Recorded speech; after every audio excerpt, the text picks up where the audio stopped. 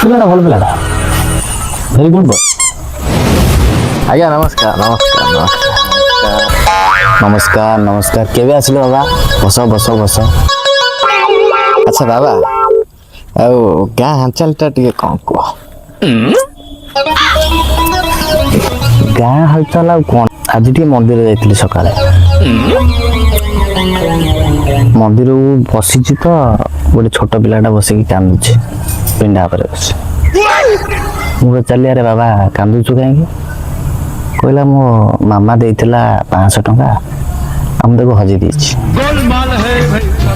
ଆଉ ଏଇ କଥା ଶୁଣି ମାମା ମାରିଛି ଆଉ ସେଇଥିପାଇଁ ମୁଁ କାନ୍ଦୁଛି। ମୁଁ କ'ଣ କଲି ନା ପିଲାଟିକୁ 50 ଟଙ୍କା ଦେଲ ଯାହା ହଉ ବାବା ତୁମ ହୃଦୟଟା ପୁରା ବଡ଼। ଯାହା ହଉ ତାକୁ 50 ଟଙ୍କା ସହଯୋଗ କଲ।